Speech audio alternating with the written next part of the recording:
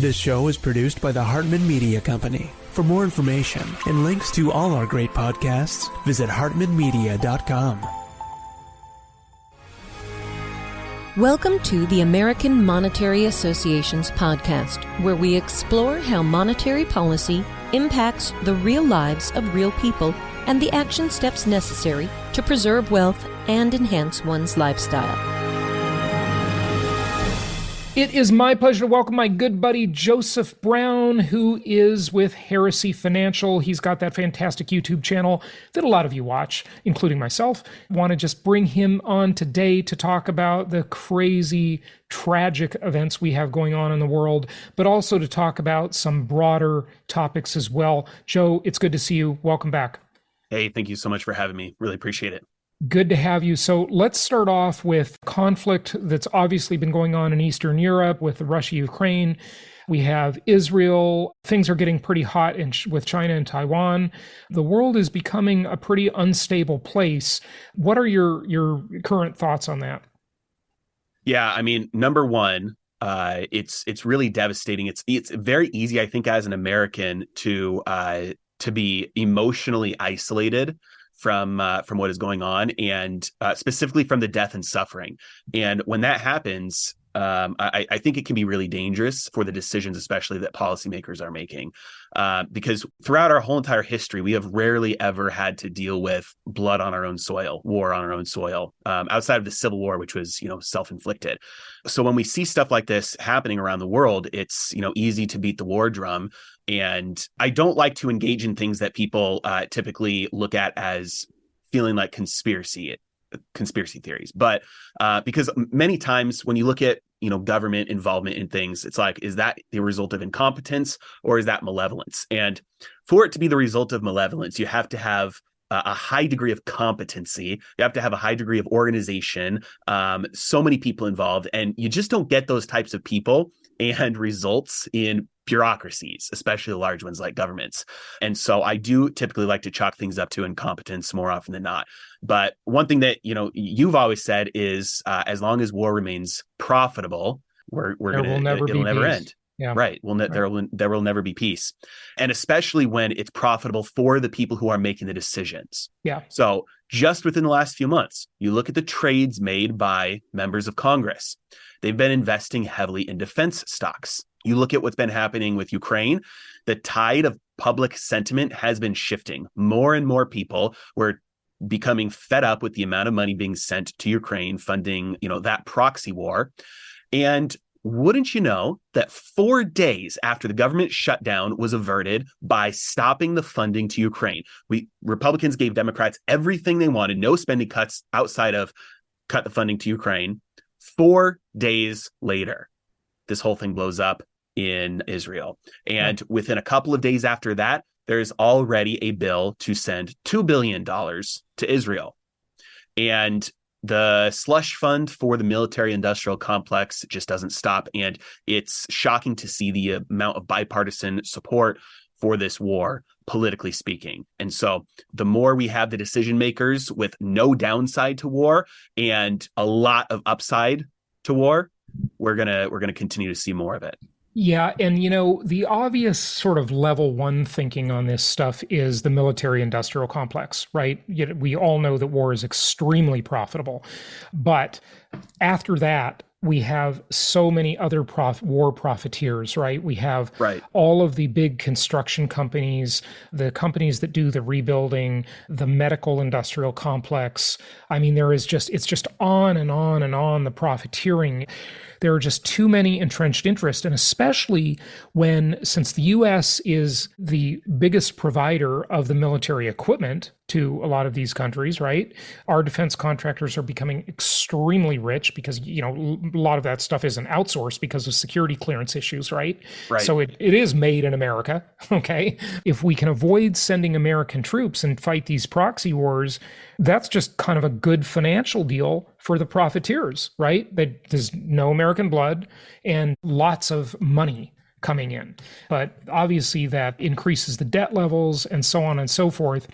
But I'd like to talk a little bit about, how this affects people on a personal level. And I don't mean obviously the loss of life and the devastation and so forth, but financially speaking, this pushes the price of resources and commodities higher because war is just massively destructive. Things blow up. The amount of fuel, the amount of supplies that are used in weapon systems is astronomical. I mean, It's just unbelievable. The environmental damage is insane. So what should people be doing about their own financial situation?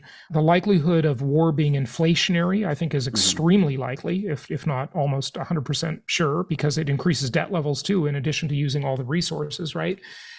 Talk to us about some of your thoughts there. Yeah, absolutely. Okay, so let's start off with just the basic understanding of what inflation is and what causes it. So within economics, it's always ceteris paribus, which is all else being equal. And so let's say we doubled the money supply, that would drastically increase prices of things, all else being equal, because now you have more money floating around, so it takes more money to get the same amount of stuff. Similarly, the exact same effect would take place if you had the same amount of money and then you just cut the amount of stuff in half, because then again, the relative relationship between the amount of money and the amount of stuff is that you have more money relative to the amount of stuff. And so it takes more money to get that same amount of stuff. And so while we do have like the Fed engaging in deflationary monetary policy right now, they're tightening, they're reducing their balance sheet, they're raising interest rates. You have fiscal policy right now, which is just massively inflationary. Number one, high interest rates are pulling more dollars into circulation through the reverse repo market right now. But number two, you have a destruction of resources. Like you mentioned, massive destruction takes place with war and preparation for war. You have all of the raw materials that are necessary to just make this stuff, all the steel, all the lead, all the copper, all the aluminum, all the gasoline, all the oil, all the raw materials, then to transport it for the express purpose of it being destroyed. And not just that stuff being destroyed, the destruction of everything that it's used on. So the buildings, and then the rebuilding costs of everything, the concrete, the steel, the energy, just to get back up to where you were before. Yeah. And so, like you said, so no real progress is made for humanity, unfortunately. Massive out of setback. Any of this. Yeah, right. I mean, it's crazy when I hear, just as a quick aside, that, people say, well, war stimulates the economy. That's like saying caffeine stimulates you. Yeah, for a little while it does, but then the crash is you have to pay it back, right?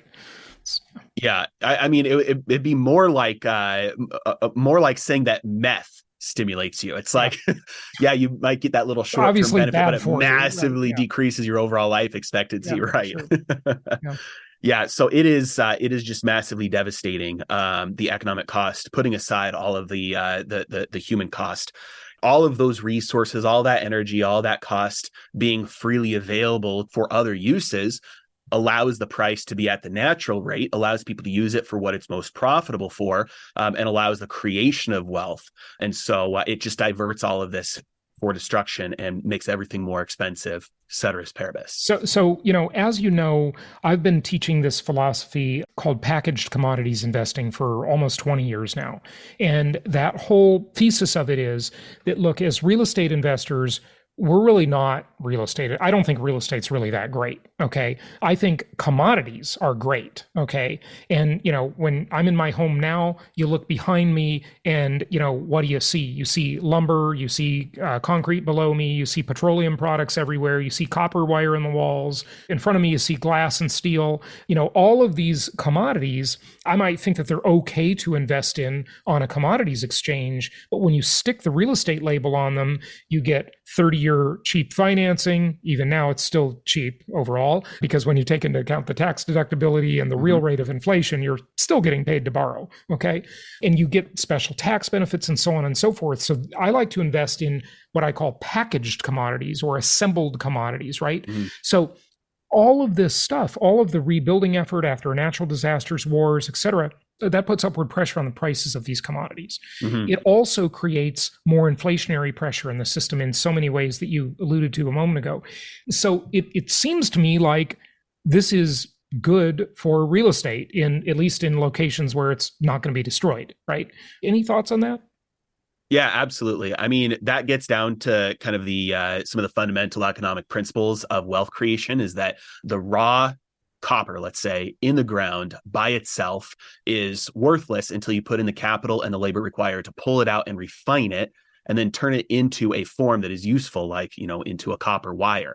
And Right. then even that is relatively cheap compared to the end result when you take that and you throw it through a house with all the lumber and all the drywall and the paint and the design and everything that goes into it. Yeah. It turns it into a useful product.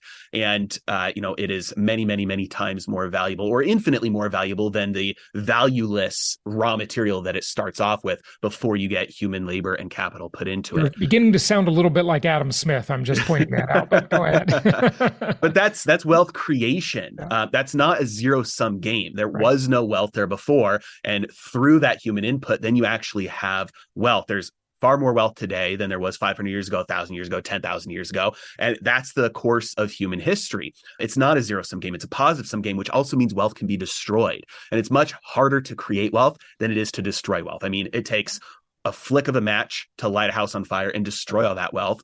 And it takes years and labor and capital to create that wealth. And so it is very difficult, which means it is scarce. And when you have external factors imposed on the system that are making resources themselves, thereby also the end product of wealth, way more expensive, that makes all the current stock of wealth much more valuable. Say that again. I like that. When you have external forces artificially imposed on the system that are making the raw materials and the end products more expensive through the destruction of those resources, it makes the existing stock of wealth much more valuable. Right. Yeah, because the scarcity issue is created. Mm-hmm. So what should people do with this knowledge? Well, buy scarce resources. Yeah, right. And like you said, that sometimes can be like the raw materials. I mean, I love a good commodities ETF. That's something that is literally like zero barrier to entry. Anybody in their 401k, well, pretty much everybody in their 401k could have an option like a commodities mutual fund. Now that's like the bare minimum. Yeah. You throw that in your IRA or your brokerage account. You can, maybe get a little bit more specific if you want to go, gold or copper or silver or any of these other resources. But like you said, the more you can get towards that end product where that wealth is put together, that is much more valuable than that initial product that's being used for those end purposes. And so scarce resources, absolutely. Like in the United States, we have a very different situation than the rest of the world. We have 30-year fixed rate mortgages. So that scarce makes resource. Very, very scarce. We've got the rest of the world in this position where mortgage rates are resetting over the next couple of years to, double or triple what they are right now. People won't be able to afford their payments anymore. Yep. That doesn't happen in the United States. And so it makes it puts U.S. real estate in a very different situation than the rest of the world. Yeah, well, keep your thought, but I want to also make sure we talk about capital flight and the direction with all of this geopolitical instability.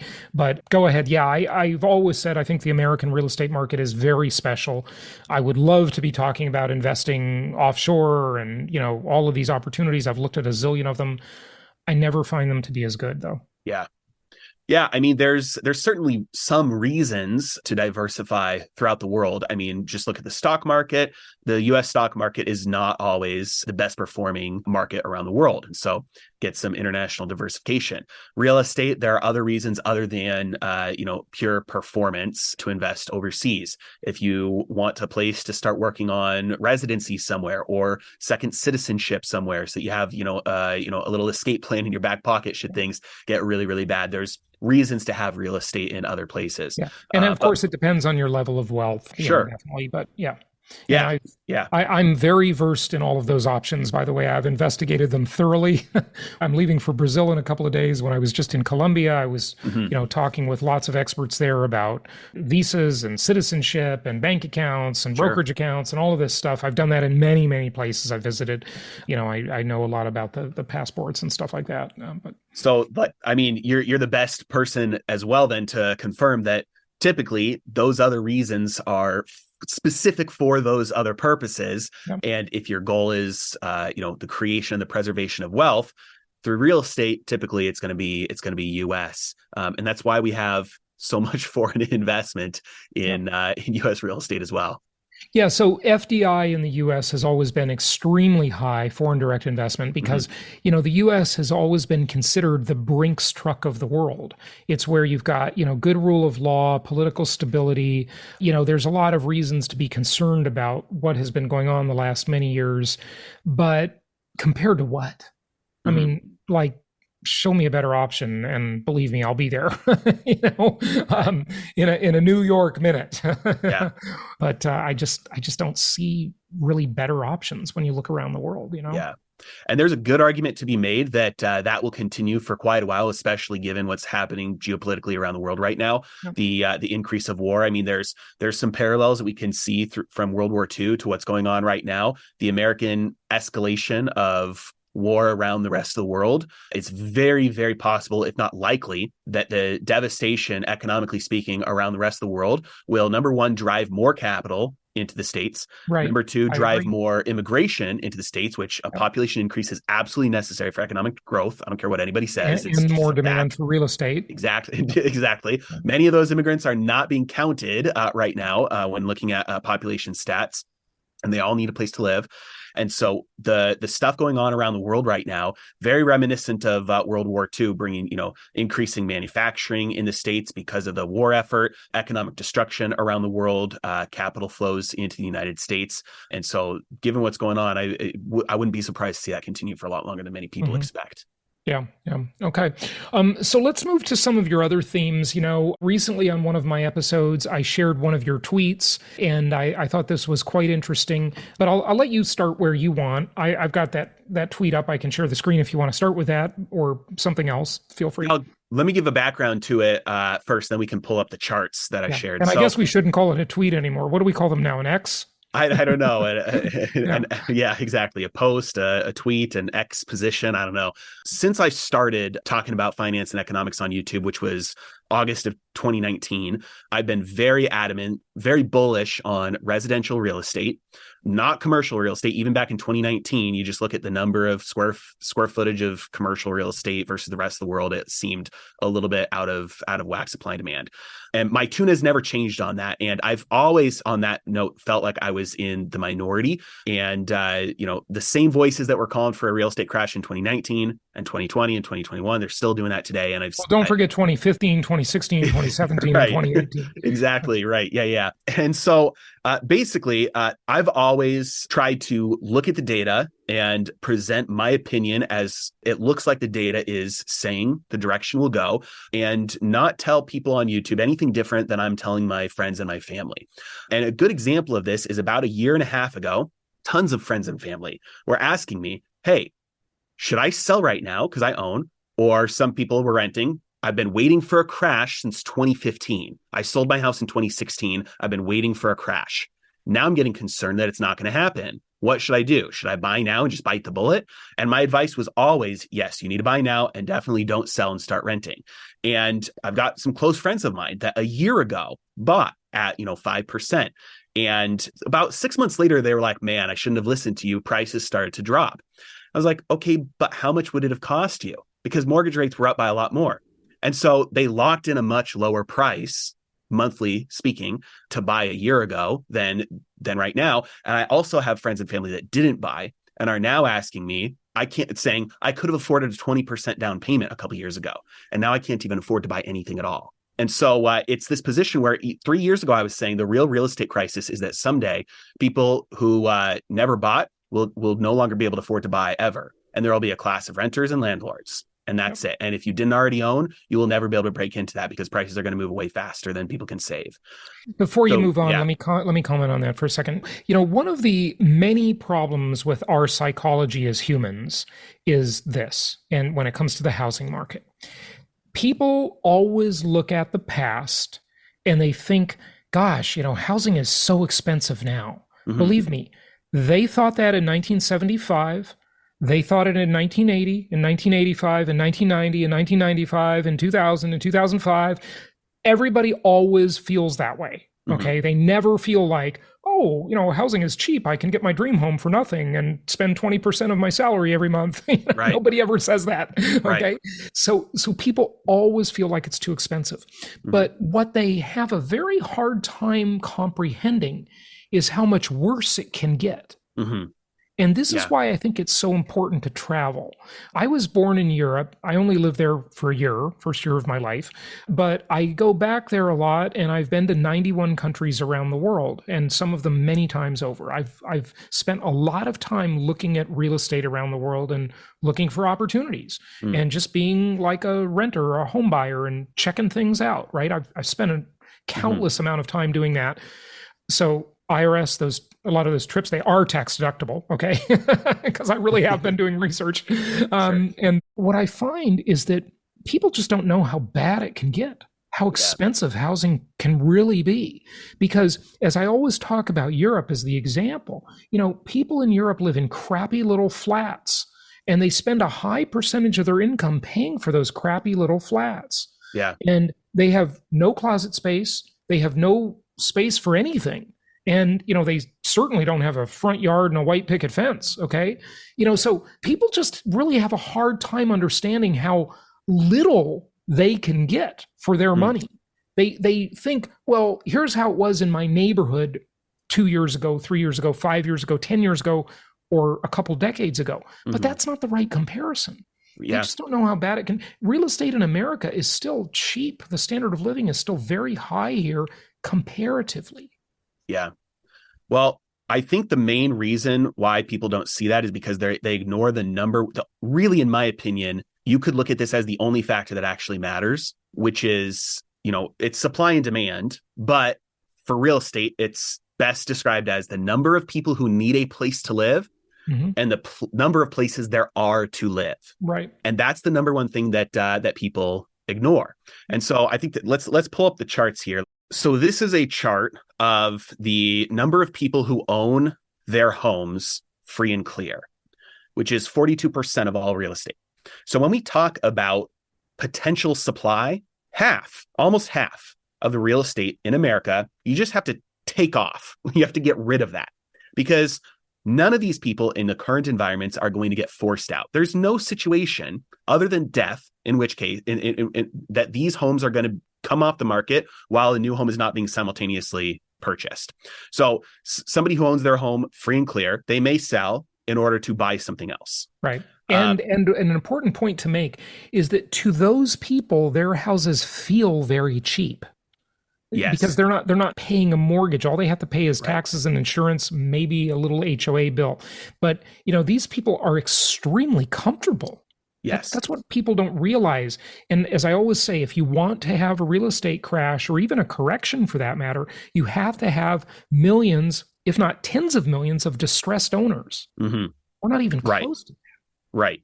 Go ahead. And looking at the people who do have mortgages, which is about half of American real estate, we can see that 90% of these mortgages that currently exist have a rate below 5%.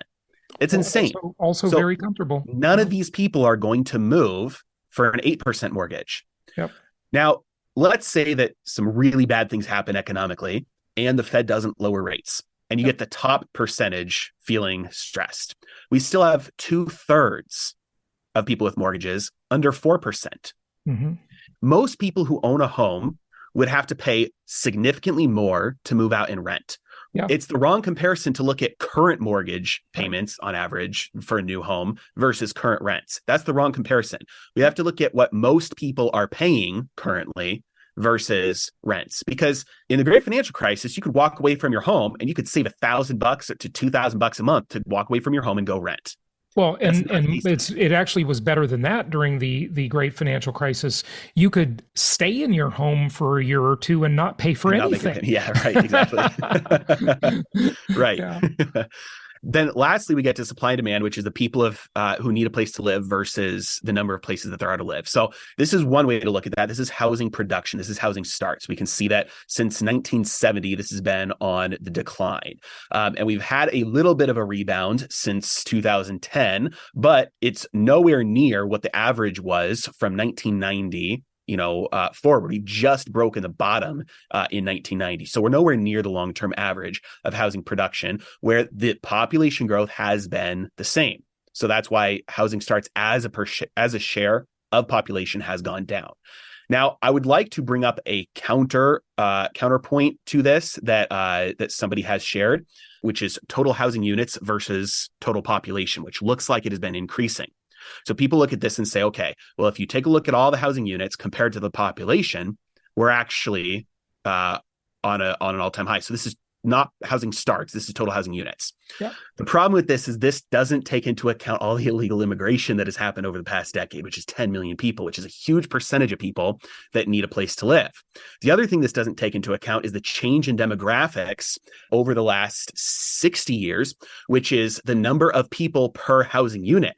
Yeah. So 70, 80 years ago, you used to have six everybody people was married. living. Yeah, right. Everybody was married and everybody had kids, and you piled people into bedrooms. Yeah. So every house was a 3-bedroom house with 6 people in it. Right. Today, it's the exact opposite. You have 1 or 2 people living in a housing unit, and most of the new housing starts are massive square footage because you have to for profitability for being a builder, but very few bedrooms. It's not profitable to make a small, cheap house. Exactly.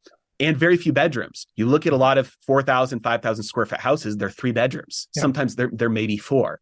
And so when you look at the usability, you can't just look at square footage. You can't just look at housing units. You have to take it all into account. There's fewer people living in every housing unit. There's a lot more population than is currently being counted. Mm-hmm. And there are more people who need a place to live than there are places being built for those people to live. Yeah, so, let me give you one more factor that you didn't mention. A lot of people look at population, and the birth rate has definitely been declining. There's no question about it. Mm-hmm. Looking at population growth over the past decade or two is not an accurate way to look at it. What you've got to look at is the population growth that happened 30 to 36 years ago, because that's household formation today. So you've got to lag that by over 3 decades. Millennials love to compare their lives to their baby boomer parents' lives and whine about how bad they have it, right? But that's really a very inaccurate thing. I mean, they've got some valid complaints. I'm not going to totally dismiss it, but the millennials are on the slow life plan. So everything they do is about 6 years behind schedule. So if you want to compare your baby boomer parents at age 30, you have to look at yourself at age 36, millennials, okay? And if your life is comparable in terms of your financial life, then you're not getting a raw deal. Okay, so that's the comparison. Then millennials will say, well, our parents didn't have student loans, and they're right. College is a scam. Okay, it's a ripoff. But guess what? Your parents did have that you don't have is a huge expense. Children. Okay, and I would venture to say that children are more expensive than student loans over the long term. Yeah. So you're having children, but you're doing it 6 years later. You're doing everything 6 years behind schedule. Okay. You were all digital nomads for 6 years. You saw the whole world. Your parents didn't get to do that. Okay. So, it's just different, right? Yeah. So, well, also that, a lot of people say, okay, well, that 6-year lag makes a huge difference in the amount of wealth you can accumulate over a long lifetime. But the other thing about that is that by and large, the younger people have not entered into home ownership yet. Well, that was one of my points is home. Right. I didn't say it, but home ownership, marriage, household formation, whatever, right? It's 6 years behind schedule. Right. And so there's a bunch of pent up demand. Like, some of this is statistical, but some of this is anecdotal as well. There's a bunch of pent up demand from people in their 30s and young 40s who have been waiting on the sidelines because they thought it was going to crash. And the moment it becomes affordable again, they'll buy. Yep. There's a huge amount of people who are renting that would prefer to not rent. Right. So that's called shadow demand, right? During the Great Recession, we heard a lot about shadow supply or shadow inventory because there were homes being held off the market or that were in the foreclosure process. It was moving very slowly and they didn't come onto the market. Right now, we have a lot of shadow demand. We have a lot of millennials that have been living at home or, don't even have a place to live because they're traveling, they're being digital nomads. But, that gets a little tiring at some point, or they have roommates and they're ultimately going to split up and form their own household, even if it's a solo household, okay, with just themselves. So these factors are different and they warrant peeling back the onion. And I'm glad you're doing that, Joe. So what else do you want to share from this? What I liked about it is everything you've got to weigh the probability, right? And at the end of your very long X post, you basically say that, look, the possible downside to waiting is less than the possible upside, right? I don't know if I said that right. Anyway, the point is that there's a higher risk you could be suffering more and your affordability could actually get worse, because if interest rates come down, it's going to cause prices to go up even more. I mean, it's surprised everybody that prices have appreciated during a time when the cost of money has tripled. I mean, that's just shocking to most people, but they didn't count on the lock-in effect of all the cheap mortgages out there. And they didn't count on, the issue of there's just no supply. Yeah. I think the downside remains that I've been saying for 3 years now. If you do not own a home, your personal residence, there's a good chance that if it hasn't happened yet, you'll be prevented from entering the housing market forever, that you will be a renter forever. You won't be able to break in after that because you don't get any of the upside by renting. Your rent will increase every single year and you will not be able to lock in a payment for the rest of your life with a fixed rate mortgage. If you do buy, there is a chance that things get so economically terrible, devastatingly terrible, that unemployment spikes to a point where we have enough people forced out of the high interest rate mortgages that they bought in the last year that brings some supply online that forces prices down. Yeah. In my opinion, that would probably be sufficient for a Fed pivot and lowering interest rates. But if that does not happen, there is a chance that prices come down. At some point, though, if that continues, you just let that play out long enough, prices come down fast enough, everything else would have had to get so bad that you do eventually get the lowering of the interest rates, because a recession, depression, prices collapsing is a reversal of inflation. That is deflation. And if we get deflation, the Fed doesn't have to fight inflation anymore, which means they can keep positive real rates while pushing interest rates down to 1%, in which case then you can refinance and you can lower your monthly payment. And so to me, it seems that the potential downside to staying out of the real estate market outweighs the downside to stepping in. Yeah. And even in the cyclical markets where the risk is higher, your area, Phoenix for one, but definitely, the West Coast of the United States, the expensive Northeastern markets, and South Florida where I am, these markets have softened a bit and adjusted a bit because they reached just insane highs. With everything you said, I'd say that risk is higher in those markets. But if you're buying an entry-level house in a linear market, your risk is pretty low to the downside overall when you look at the real cost of housing, the payment, the opportunity to refinance, et cetera, versus the possibility of waiting and the fact that there's just so little of that inventory being built and it's been in such short supply and it just can't be economically built anymore. The builders, they can't afford to build those low-cost houses. So it's a very interesting scenario. On top of all this, sales activity is way down. I mean, anywhere from 15 to 30% or so, depending on what market you're talking about. So the realtors are starving. The mortgage people are starving. Yeah. They're complaining like crazy, but don't let that influence you too much because that does not tell you the dynamics of the housing market and the supply demand issues and all that. Right. So, yeah. And one final point about that.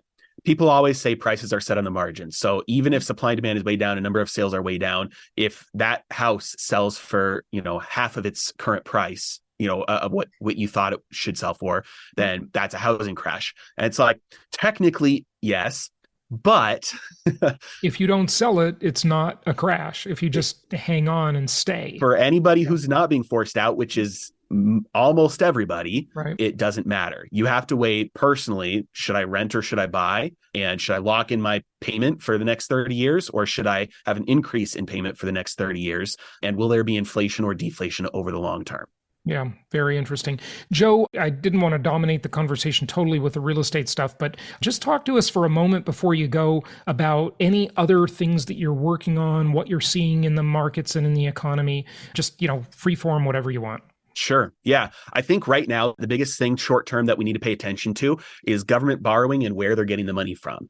And so there's this facility at the Fed called the reverse repo facility. Right. Basically, this is an account that the Fed has that financial institutions can park cash. And right now they're getting paid 5.3% on that, which is insane. And it's if you put your money in a money market account or a high yield savings account, many times that's where the banks are and the financial institutions are parking the cash. They give you, a little bit or most of that. And then they keep the difference.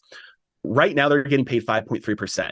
The government borrowing is just insane. For anybody who hasn't looked, go to the government's website, the Treasury's website, the debtclock.org, and you can see just the massive increase and the speed at which the government is borrowing more and more money right now. 33 trillion and counting. Yeah. And counting. Just the other day, they did like $275 billion in one day. Right. Absolutely astounding numbers. A lot of this is at the short end of the curve. So they're borrowing for 4 weeks at a time, 8 weeks at a time. Then they have to pay it back by borrowing new. This debt is rolling over every couple of months. The reason why they're borrowing at the short end is because rates at the short end, they're paying like 5.5%. So where they're getting that money from, who's lending that money to them, is all the cash that's in the reverse repo facility. There used to be $2.3 trillion in the reverse repo facility, getting paid that risk-free money straight from the Fed. But once the government starts borrowing at a little bit higher rates, it becomes more attractive than to stay in the reverse repo facility. So that money goes, the financial institutions instead, they decide to lend that money to the government for the short-term 1 month, 2 month loans. And so there's now only about... The same is really true with treasuries. I mean, that's the inverted yield curve. Yeah, I mean, yes. Yeah. Right.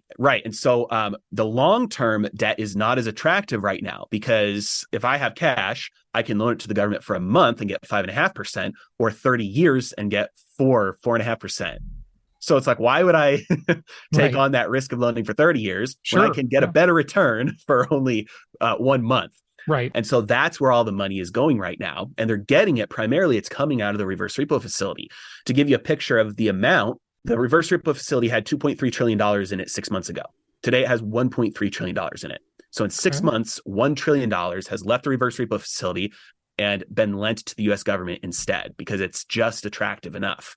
At the rate at which the government is borrowing, it has, in my opinion, at most 6 months left before all the money decides to leave the reverse repo facility and lend itself to the government instead. But once that happens, there's no additional cash in the system to do that. So government borrowing rates skyrocket after that.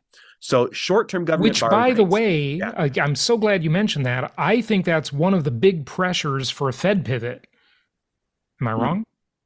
Well, it will be, yes. I mean, the government doesn't want its cost of borrowing to be high. Right. Yeah. Technically, I mean, the government doesn't care about its cost of borrowing as long as it can continue to borrow, because it just borrows more to pay off that high cost debt. Some would call that a Ponzi scheme.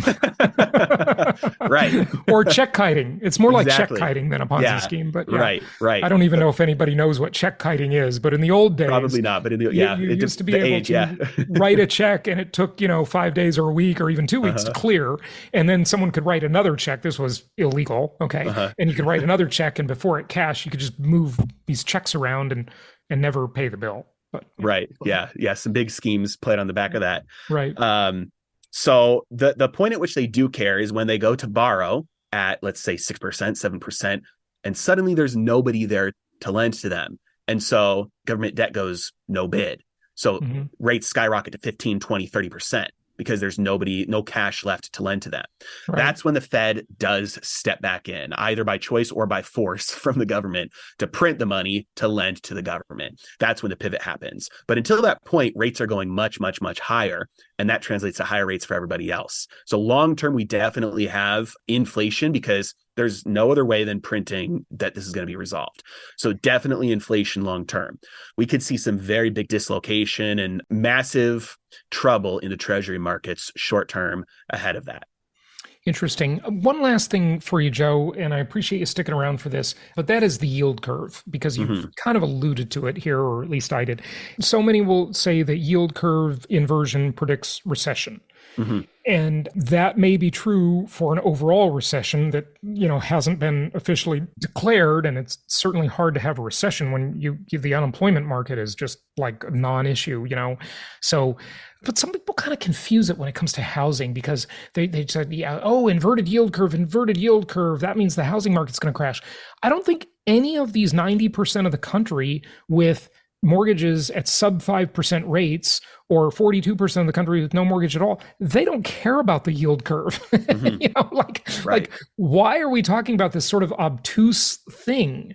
They care about their payment is cheaper now than it would be if they do something else. By a long shot, it's cheaper. So, do you want to comment on the inverted yield curve? Yeah, absolutely. I think it's a big sign of economic pain that won't hit the real estate market. And the reason why is exactly what you just said, because American households are loaded up with debt. So you take the half of Americans almost who have no mortgage, and you take the huge percentage with mortgage rates under 4%, and then you look at their budgets, you look at their credit card balances, you look at their car loans, because they haven't had this mortgage debt. They're still highly leveraged. And so when push comes to shove and people no longer are able to afford to pay all the bills, they're going to stop paying their credit cards first. Then if push comes to shove, they're going to stop paying their car loans. Their homes are going to be the last thing they'll walk away from, because that would result in more economic pain than walking away from the other stuff, which means we'll see it coming from a mile away. Right. And the only reason it hasn't happened yet is because, like you talked about, the jobs market, heavily skewed. The jobs market is actually not very strong right now. Full-time employment over the last 3 months is down by 692,000 jobs, full-time jobs lost.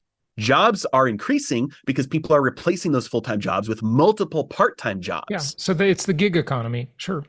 Not only that, but the struggling households, you're working at McDonald's and you're working at Taco Bell and you're working at Wendy's. So you look like 3 jobs to the establishment, but it's only you, and you're working way more just to make ends meet. Right. And so the stock market, heavy risk to the downside, lots of economic pain coming, but the housing market is going to be almost fully insulated from that, because nobody's going to walk away from that first. You're going to let your expensive stuff go first. And they've got 28 years left on those cheap mortgages. So Exactly. it's not going to cure itself anytime soon. But one of the things I do want to say about the jobs issue, and I've heard that analysis before, of course, just like the CPI or all the government stats, I had John Williams, the founder of Shadow Stats, on my show before. And, I get it. But a lot of jobs aren't counted also. Okay. And that is because of the gig economy. So if someone's making money with Uber, Fiverr, TaskRabbit, people have become pretty innovative about putting odd jobs together and